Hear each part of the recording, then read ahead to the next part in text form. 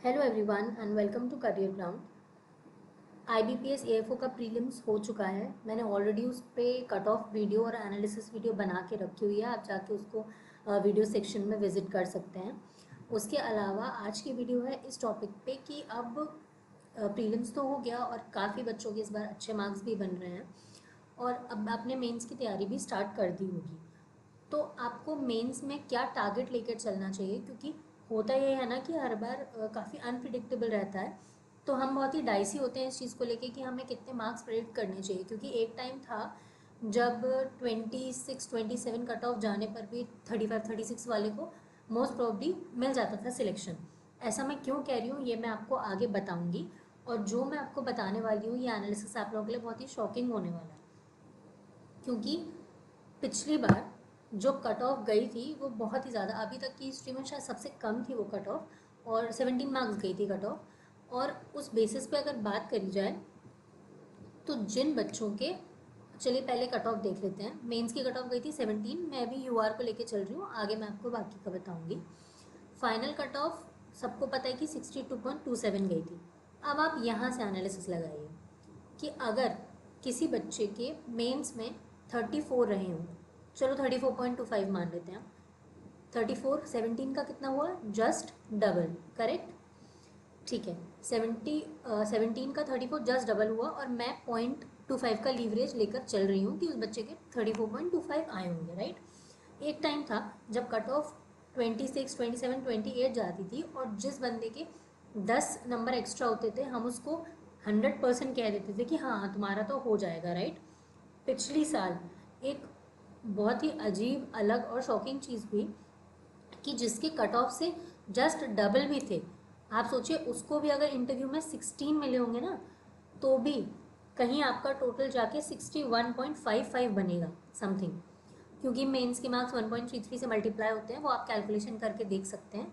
आपका टोटल अगर आप 34.25 का मल्टीप्लाई करेंगे तो आपका समथिंग मार्क्स बनेगा 45.5 समथिंग, और उसमें अगर आप इंटरव्यू के 16, जो कि ठीक है बहुत रेयर होते हैं मार्क्स, क्योंकि ऑन एन एवरेज 12 से 14 नंबर इंटरव्यू में मिल जाते हैं, बट हाँ काफ़ी बच्चों को 16 भी मिलते हैं। लेकिन मैं मैक्सिमम चलो स्कोर मान के चलती हूँ कि किसी का अच्छा इंटरव्यू गया है और उस बंदे को 16 मार्क्स मिले हैं इंटरव्यू में, तो भी वो फाइनल कट ऑफ से कम में ही है, तो इस टाइम तो वो रिजर्व लिस्ट में ही है ना, फाइनल सिलेक्शन तो उसे मिला नहीं।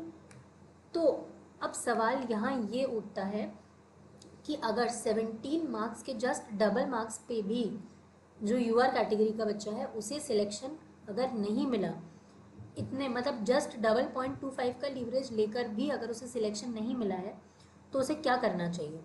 सबसे बड़ी बात तो आपको टारगेट ही करना चाहिए कि आपके स्कोर ज़्यादा से ज़्यादा बने। मॉक्स में आपको टारगेट करना चाहिए कि आपके 40 प्लस आएँ। स्टार्टिंग में देखिए बहुत मुश्किल है, आई नो कि 40 प्लस बहुत ही रेयर कंडीशन होती है, नहीं स्टार्टिंग में आ पाते जिसकी तैयारी तुरंत तुरंत की होती है। बट हाँ, जो बच्चे पहले से तैयारी कर रहे हैं, जिन्होंने पहले भी प्री मेंस दिया है, इंटरव्यू तक गए हैं, उनके बनते हैं। जब ज़्यादातर आप काफ़ी बार मॉक्स लगा लेते हो तो बन जाते हैं इतने। तो आप इतने का स्कोर करके चलो, क्योंकि किसी को नहीं पता कि फाइनल कट ऑफ कितनी जाएगी, मेंस में कितनी कट ऑफ पे कितने मार्क्स एक्स्ट्रा आपको चाहिए, ये कोई प्रिडिक्ट नहीं कर सकता। क्योंकि जब 17 कट ऑफ जाके 34 मार्क्स वाले को भी सिलेक्शन नहीं मिला, तो इसका मतलब यही है कि जस्ट डबल करके भी यहाँ पे सिलेक्शन नहीं मिला। इसलिए आप 40 प्लस मार्क्स टारगेट करो और मेन सब्जेक्ट्स आप अपने पकड़ बनाओ। हाँ, मेन सब्जेक्ट्स हो सकते हैं एग्रोनॉमी, सॉइल साइंस और फिशरीज़ होता है। फिशरीज़ से खैर पहले ज़्यादा क्वेश्चंस आते थे, इस बार तो कम ही आए थे। और हर बार ना ट्रेंड चेंज होता है। एक वो भी टाइम था जब सब लोग कहते थे सिर्फ डेयरी पढ़ो, डेयरी से बहुत 5-10 क्वेश्चन फंस जाते हैं, डेयरी से काफ़ी क्वेश्चन आते हैं, बट टाइम के साथ साथ ये कॉन्सेप्ट भी चेंज हो रहा है।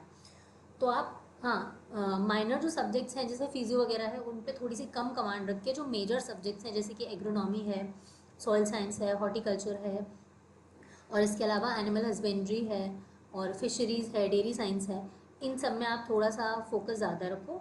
और प्लस इतना ही स्कोर करके चलो अभी कि एटलीस्ट आप 35 प्लस की रेंज में पहुंच जाओ। 40 नहीं तो कम से कम अभी 35 स्टार्टिंग है, आपके पास 2 महीने हैं अभी, आप 35 प्लस का टारगेट करो। तो धीरे धीरे टाइम के साथ साथ, प्रैक्टिस के साथ साथ वो 40 भी हो जाएगा।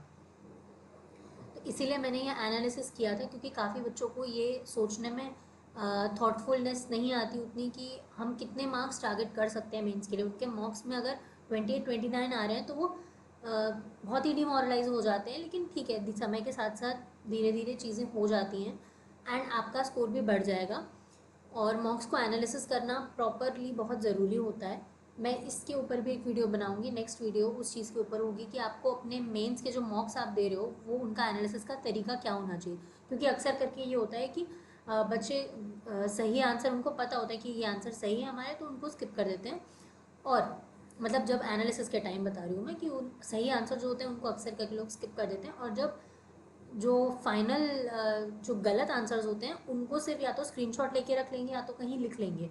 बट उसका एनालिसिस बहुत ज़रूरी होता है। वो एक अलग तरीके से करना चाहिए ताकि आपको उसी बार में वो याद हो जाए वो क्वेश्चंस। आपको दोबारा एक कॉपी में लिख के उसको बार बार रिवाइंड करने की ज़रूरत ना पड़े। तो इस चीज़ के ऊपर भी मैं वीडियो बनाऊँगी। प्लस आपको मेरा वीडियो पसंद आया हो तो लाइक, शेयर और सब्सक्राइब करना मत भूलना। मैं ऐसे ही इन्फॉर्मेटिव वीडियोस आप लोगों के लिए लाती रहूँगी। Thank you.